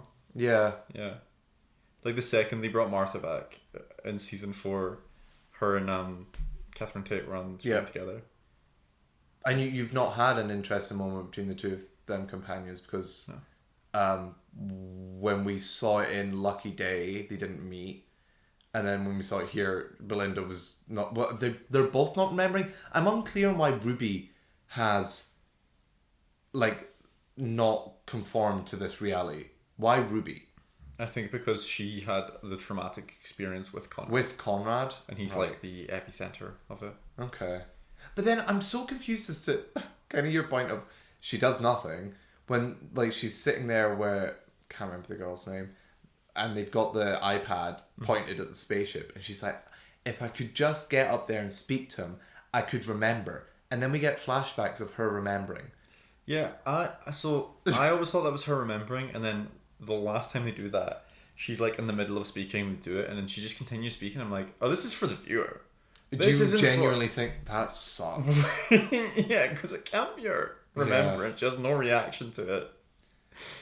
I genuinely think we'll talk, or we have already spoken about this. We're recording this in a little bit of a different order, but with Mission Impossible as well. Oh, yeah. I think media's getting dumber. I think people are not trusting people enough. Mm-hmm. And it's really fucking frustrating me. Yeah. I'm trying to think about Mission Impossible. There were instances where I actually thought it helped in Mission Impossible, but I'll get to that. Yeah. Or we'll have gotten to that if I remember to bring it up. Yeah, I'm done. I'm not enjoying Chewie as the Doctor, but he wasn't even really the Doctor. Everything just feels so hollow. I don't know if you feel that way. It just feels like... Yeah. His John Smith pales in comparison to like David Tennant's John Smith. Yes. Because there was a moment where he like did something where it's like, why are you doing this? And it was nothing compared to the emotion that David Tennant was able to portray. Yeah. Which sucks. I know. Just nothing's it. I'm not like information for you listeners.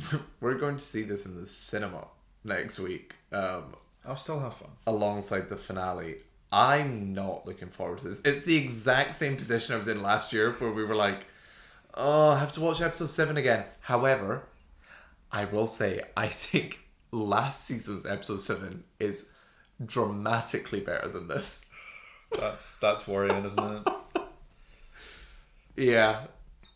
Will Disney continue with this show? I don't know.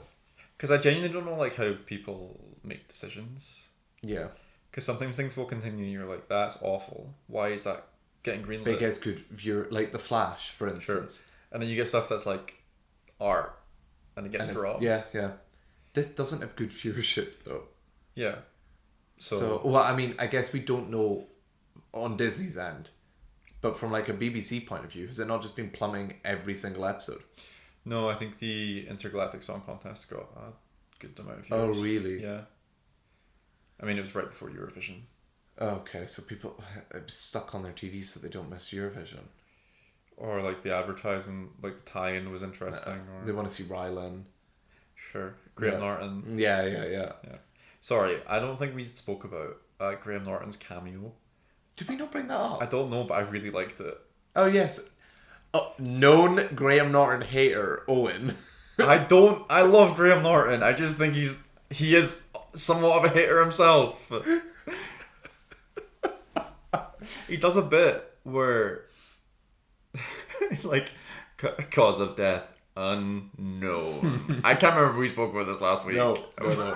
Like the way that it pans round to him like dead center, and then like his face drops and it goes like monotone. Yep. Chef's kiss. He should act more. I would have him as the companion. Oh yeah, but it's Graham Norton. Yeah, as Graham Norton. Oh my god, that's great. Yeah. He'd be a great doctor, actually. The bit with him is that he just keeps trying to interview the people that he meets on the different planets. So Belinda. Is it true that when you were 10? I heard you like to build PCs. Is it true that you sold salmon out of I can't remember what the fucking story is of Ryan Gosling. There's like a whole thing of like him helping sell like it's like bubble wrap or some like fish or something. Those two are very different things. Bubble wrap and fish. Hey, come on down to Ryan Gosling's bubble wrapping. Just remember him like asking about this story to fucking I think it was Ryan Gosling, and then just been this whole backstory to him trying to like being like a little hustler. Oh. Yeah. He gives hustler energy. Sure. Yeah. I wish this show would hustle along and end. Yeah. I can cement, if you're listening to this and enjoy this show, I'm so happy for you. I categorically do not enjoy this show now. I think like now looking at both seasons as like near complete like seasons of TV, I just don't enjoy it. And I think these are on par with Jodie's. I don't think they're like dramatically better. Sorry. Yeah, I think strangely some of like Jodie's finales were better, even though they destroyed like the canon of Doctor Who. Mm-hmm. Like, I think I was still more excited watching like the Timeless Child finale, even though in the context of the show it was like kind of damaging. What was her season? Oh, sorry, no, her season 1 finale is one of the worst finales. What is her season 1 finale? It's Tim Shaw from her pilot episode. Tim Shaw. Yeah, it's like the alien that has like the teeth in his face. It is really bad. Yeah, Yeah, it's horrendous. Yeah. And then she has like Flux, and I actually kind of enjoyed Flux. Damn, that sucks, doesn't it? Yeah. I thought RTD was gonna save the show. Yeah. Oh well, the Rani I found completely uninteresting. I said last week that I didn't particularly like that woman's acting. I thought it was okay.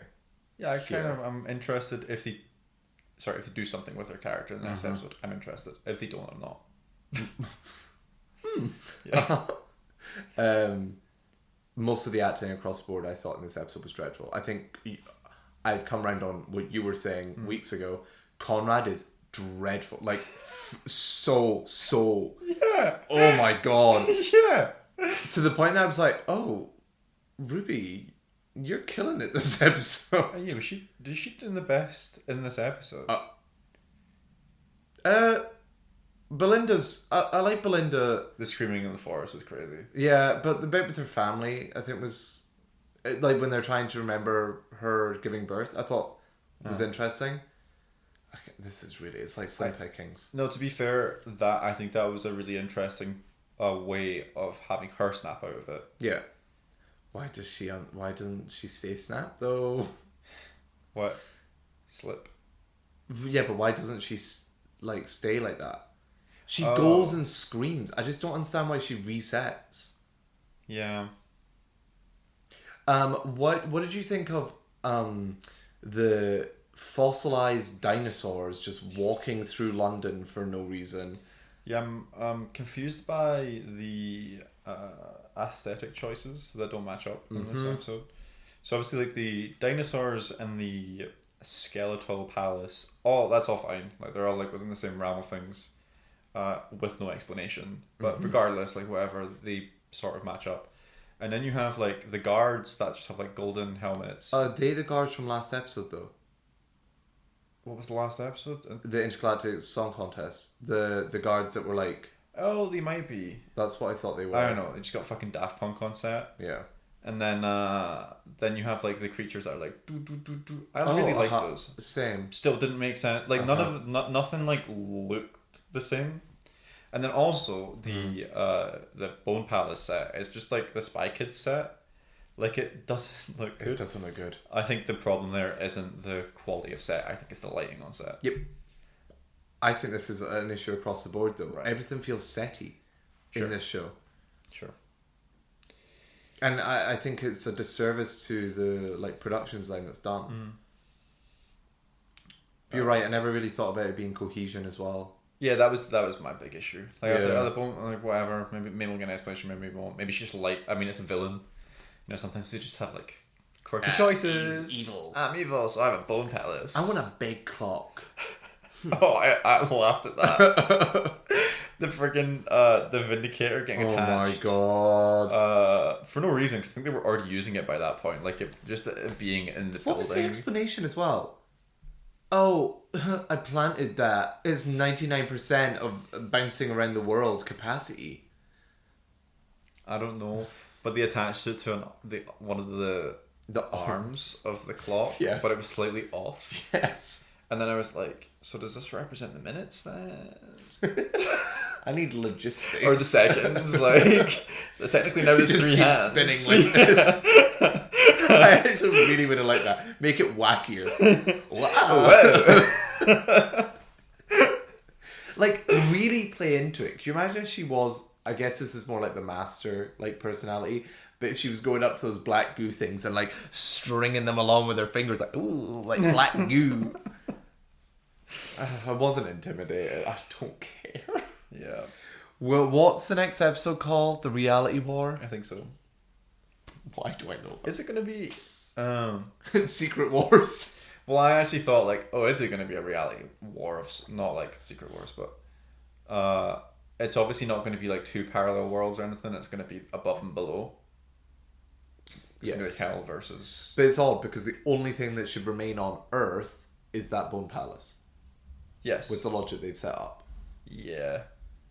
Also, then, why, when the Doctor travelled back to that date, did he not see the Bone Palace? I think it was set up in a day. Like, I think it's one of those things where... But this is the day before, remember? Did he get back to that day? We ended the intergalactic song contest, and he just flies away, right? Yeah, I was actually going to ask this. Does the TARDIS blow up or something? Am I making that up? Oh, it does. Right, yeah, okay. Does he land at the... Oh, and then it, like, explodes. And then they're just there. Yeah. What's weird is the date that Belinda left is after this date. Time travel, isn't it? Yeah. So, but then they travel back to that date and the Earth's gone. But that Bone Palace should still be there. Unless they explain it. Right? I mean, I guess so. I guess, yeah. And also, yeah, I guess in like that You're right. version of time, it didn't exist. And now that they've changed things, it does exist. That's an easy one to explain. Yeah, I never get frustrated about the time travel stuff in this show because it is just like, whatever. But when everything else is bad, I'm like, you just... Yeah, this time travel in this show has never made sense. Yeah. Granted, it normally makes sense in the context of whoever's running the show. Mm-hmm. Ding dong. Okay, so questions that... I just want to go rapid fire with you. You have questions for me? As in, like, you think Rapid I know the fire. answers, or, like, my opinions? Do you think these questions will get answered in the finale? Okay? Uh-huh.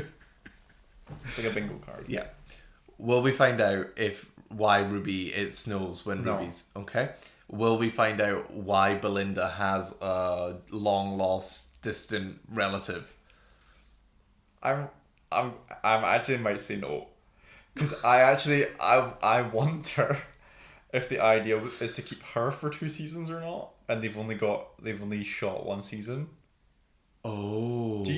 What do you think the plan is here? Because I don't know if there is a plan. Oh, I never... Do you know, in my brain, the show's cancelled after this? Oh, wow. I don't see Chuty want to do another season. It depends how much fun he had. Well, I mean, to be honest, actually, if they're getting a good paycheck, they look like they're having fun on set. I'm maybe equating his performance to the enjoyment. So maybe... I could see it where... Do you know what would be interesting is if they regenerate halfway through a season. I know it's only 8 episodes, that's silly. Yeah, not these versions of seasons. Yeah, no. Yeah. But, do you think the show will be cancelled? No. So you think we'll get a confirmation for the next season? I think the BBC will keep it going in some form. Okay. Maybe I'm being too hopeful. Is Chuty gonna regenerate?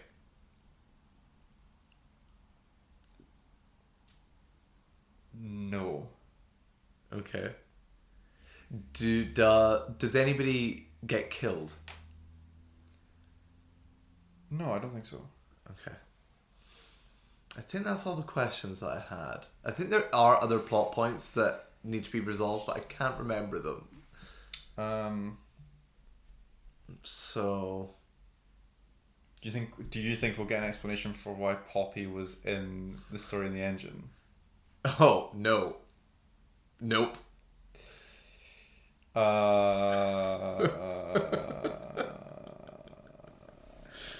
Do you think the show will be cancelled? Yeah. Just like full stop? No. Okay, no. But I don't think it will return soon. I do wonder if it'll get hiatused. Yeah. Which is not good. I don't want them to. If they do that, and Shooty doesn't return, then they have to do another off-screen regeneration, or like a special or something.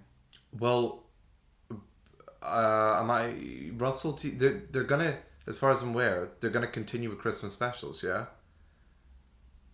Was that not a thing? You told me, because then he was annoyed that when Jodie's season was running, they got rid of them, and he was like, "These are coming back." Before he came back. Okay. I think he said like, "Oh, we should have." Oh my god, the unit show still has to come out after this. It's not. Wait, it's not a unit show. It's It's the Sea Devils thing. Yeah, but it's the unit. It's unit that are dealing with them. Are you sure about that? I'm pretty sure about it. Because the cast was announced, and the cast isn't like Kate and those people. Fucking whatever. I don't know. Maybe I'm completely wrong. I thought it was unit dealing with the Sea Devils. I think it's like a historical show. That was my guess. There's great actors announced for that as well. So what? Yeah, I know. Fuck, what was I saying? Yeah, no, I mean, Russell was like, oh, I want like an expansive universe or whatever. It was more successful with that the last time. That's crazy. And then like, yeah, the whole Christmas special deal. How there should be specials like every Christmas. But if the show were to get like cancelled of sorts, then it's not like he could just keep doing that. Yeah. I think there needs to be fresh blood. Me too. Is there a showrunner, somebody who's been in charge of a different show that you'd like to take charge of this? Yeah, the woman that did Loki. Oh, Season 1, yeah. I think. Yeah. Kate Herron. Yeah. Yeah. She wrote an episode. It's the best episode episode he's had. It is. Fully, yeah. Yeah. Which, oddly, I thought that'd be like a consensus opinion. A lot of people don't have that. I do think it's really interesting that these 2 seasons have got such an all over the place opinions from people. Yes. But I find that interesting because the only people that have stuck around watching this now are people who are fans of Doctor Who. I think, I've spoken to countless people who dropped off because Jodie's was bad, or people who've like picked up this and then went, oh, it's still bad. Those people aren't watching it, so you're just getting opinions of like what people like out of Doctor Who, I guess. Yeah. I think the show still does bring in new viewers. Like I did see a TikTok of like a dad showing it to his kid or whatever, and the kids were like loving it or whatever. Cool. But I don't think it's anywhere near what it was when we were kids. No. Before the days of Fortnite. Fortnite ruined Doctor Who. Owen confirmed. Yeah. Well, do you have anything more to say? Don't want to. Cool. We'll see you next week. We'll. Lovely. Shall we do a question, Owen? Yeah, let's do a question. The question for this week, I cannot see it, but it's very short. Oh, okay. You cannot see it. Well, it's a spoiler. Oh, okay. Oh, okay. What film has changed your perspective of the world? Oh my lord. I think this is a little bit too deep for a Saturday morning. This one's too deep. Change my perspective on the world. Good God. See, but that's so wide because I could be like, I could go down so many different avenues of. Pick one, bitch. Of like the world in the sense of like relationships. So the world in the sense of like the world at like global politics or like. First place that my brain went to was Arrival, but I'm not quite sure how I can verbalize that. I think it just struck a chord in some way. Yeah. The one I will go to, and it's been actually 4 years since I watched this film somehow, for the first time and the last time. And I think it speaks to where my brain has shifted as I've grown up. Where when I was in school, I was talking about this the other day, like you get made to pick what career path you're going to go down so early on that you have to focus on certain things. So my brain was like maths and sciences because I loved all of the like these other things that I couldn't do, like art or whatever, because I had to take like this route to get a job. And then there's other things that I thought weren't important from the get-go, so didn't take any interest in that I now have more interest in now. I think Dead Poet Society encapsulates some of that in one of its pieces of messaging. It's a quote from the film. It's like quite a famous quote that I'll just read part of now that you'll see in like TikTok edits, to be honest. But I think it's so true, and I don't know, it just struck a chord with me. So it's, we don't read and write poetry because it's cute. We read and write poetry because we are members of the human race, and the human race is filled with passion. And medicine, law, business, engineering, these are all noble pursuits and necessary to sustain life. But poetry, beauty, romance, love, these are what we stay alive for. And I think that's just like a really important message. That film, I don't know if that's where I started thinking about that sort of thing, or if like it just kind of struck at the right time. Yeah, like that was already something that you were thinking about, but actually seeing something verbalized just actually on screen. Yeah. That's a really good answer, Owen. Now I will proceed to take 1,000,000 years. That's fine. What is the actual question again? Now I'm just looking like, what movie changed my life? But that's not the question. What film has changed your perspective of the world? Such an interesting framing. It's weird. I could say something like Oppenheimer because it's like, oh, do you know what? No, I say this for like everything. Past lives really hit me. I don't know why. I continuously think about that movie as well. About like, just like, actually, I can think of multiple movies where this has kind of made me think. But like paths that you didn't take, and that not necessarily being a bad thing, but just an unexplored area of your life. That thematically, there's other films, but I think Past Lives does it really well. That just strikes a chord with me. Not sure why. But I find that idea really, especially in that movie, really beautiful. That like, there's beauty in a path that's not taken, and just because a path, like, presented itself as like good and like had like all this wonderful like flourishing things, just because you went down a different path doesn't mean that path was guaranteed to be like this wondrous thing. And also it doesn't mean that the path that you're on is not filled with that sort of stuff. It's just different. Yeah, I guess I'd say that. I have so many others I could like, that's a good thingy, one. but that's just one. Awesome. Thanks so much for listening to Plot to Go, episode number 22. Next week we'll talk about the ending of Doctor Who, the live action Lilo and Stitch. Yes. You better bring, if you buy it, Owen is debating buying a Stitch popcorn bucket. Yeah. Which is like a physical Stitch. Yeah, and then he can sit here. What's on camera? He'll just be manic. He'll be running about the place. He'll be on your shoulder the entire time. And we'll be talking about The Last of Us, which we haven't spoken about at all. I don't even think I did when you were away. I brought it up because you were like, "Is Andor the best show on television?" On TV. Yeah, and I brought up Last of Us. Which would be an exciting conversation, actually, I think. So yeah, look forward to that. Or don't.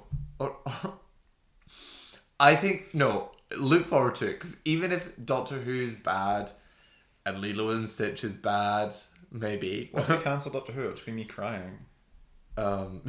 Yeah, I'll have to put like a content warning or something. The content warnings, womp womp. Womp womp. We get that guy who's in the Minecraft screening to record it for us. What, the chicken jockey guy? Oh, that guy. Yeah. I think it's, the same guy.